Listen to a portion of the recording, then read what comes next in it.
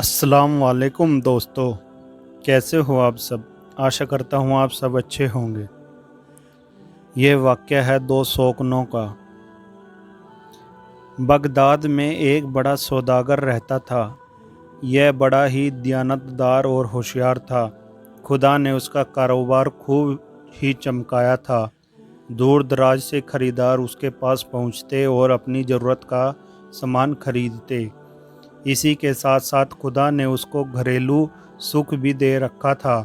उसकी बीवी निहायत खूबसूरत, नेक, होशियार और सलीकामंद थी। सौदागर भी दिल व जान से उसको चाहता था और बीवी भी सौदागर पर जान छिड़कती थी और निहायत ऐश व सुकून और मेल मोहब्बत के साथ उनकी ज़िंदगी बसर हो रही थी। सौदागर कारोबारी ज़रूरत से कभी कभी बाहर जाता और कई कई दिन घर से बाहर सफ़र में गुजारता।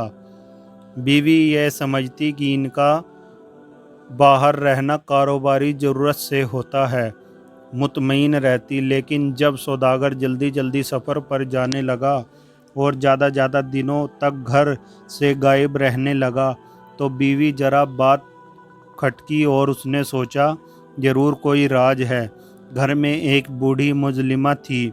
सौदागर की बीवी को उस पर बड़ा भरोसा था और वो अक्सर बातों में वह उस मुलजिमा को अपना राजदार बना लेती।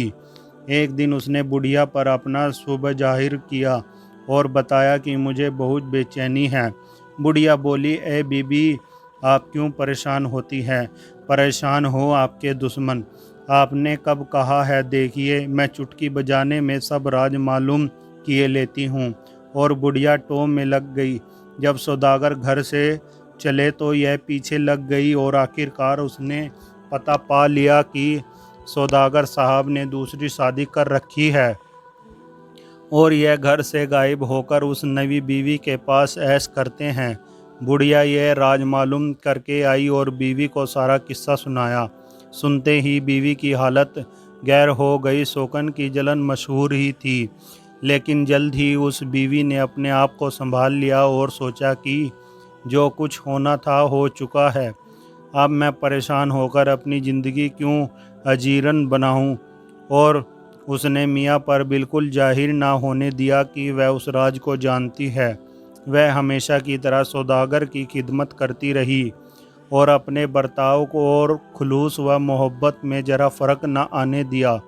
दूसरी तरफ शरीफ सौदागर ने भी अपनी बीवी के हक़ में कोई कमी ना की और अपने रवैये में कोई तब्दीली ना आने दी और हमेशा की तरह इसी खुलूस से बीवी से मोहब्बत के साथ सलूक करता रहा।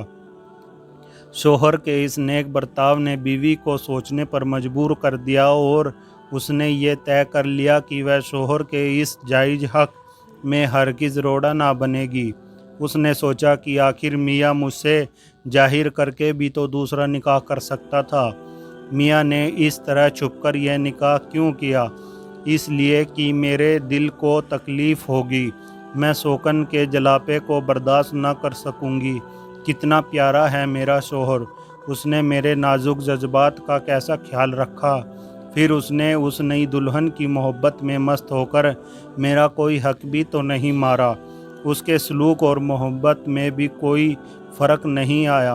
आखिर मुझे क्या हक है कि मैं उसको उस हक से रोकूं जो खुदा ने उसको दे रखा है? मुझसे ज़्यादा नाशुक्र और नालायक कौन होगा जो ऐसे मेहरबान शौहर के जज्बात का लिहाज ना करे और उसके दिल को तकलीफ़ पहुँचाए। बीवी यह सोचकर बिल्कुल ही मुतमईन हो गई। सौदागर बीवी का खुशगवार सलूक और मोहब्बत का बर्ताव देखकर यह समझता रहा कि शायद खुदा की बंदी को यह राज मालूम नहीं है और पूरी एहतियात करते रहे कि किसी को किसी तरह मालूम ना हो पाए और दोनों हंसी खुशी प्यार व मोहब्बत की ज़िंदगी गुजार रहे। आखिर कुछ सालों के बाद सौदागर की ज़िंदगी के दिन पूरे हो गए और उनका इंतकाल हो गया। सौदागर ने क्योंकि दूसरी शादी दूसरे शहर से दूर बहुत खामोशी से की थी, इसलिए उसके रिश्तेदारों में भी किसी को भी यह राज मालूम ना था। یہ سب یہی سمجھتے تھے کہ سوداگر کی بس یہی ایک بیوی تھی، کیونکہ جب ترکے کی تقسیم کا وقت آیا تو لوگوں نے یہی سمجھ کر ترکہ تقسیم کر دیا اور اس نیک بیوی کو اس کا حصہ دے دیا۔ سوداگر کی بیوی نے بھی اپنا حصہ لے لیا اور یہ پسند نہ کیا کہ اپنے مرے ہوئے شوہر کے اس راز کو بتائے جو زندگی بھر سوداگر نے لوگوں سے چھپایا۔ لیکن اس نیک بیوی نے یہ بھی گوارا نہ کیا کہ وہ سوداگر کی دوسری بیوی کا حق مار بیٹھے۔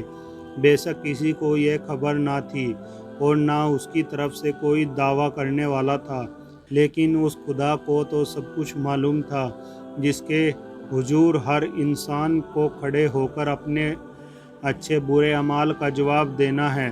سوداگر کی بیوہ یہ سوچ کر کانپ گئی اور اس نے یہ طے کر لیا کہ جس طرح بھی ہوگا وہ اپنے حصے میں سے آدھی رقم ضرور اپنی سوکن بہن کو بھجوائے گی، اور اس نے ایک نہایت معتبر آدمی کو یہ ساری بات بتا کر اپنے حصے میں سے آدھی رقم اس کے حوالے کی اور اپنی سوکن کے پاس روانہ کیا اور اس کے یہاں کہلوایا کہ افسوس آپ کے شوہر اس دنیا سے رخصت ہو گئے ہیں، اللہ تعالیٰ ان کی مغفرت فرمائے۔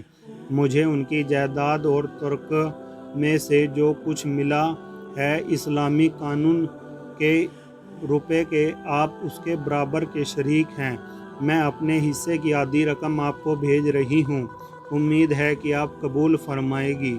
یہ پیغام اور رقوم بھیج کر نیک بیوی بہت مطمئن تھی، ان کو ایک روحانی سکون تھا۔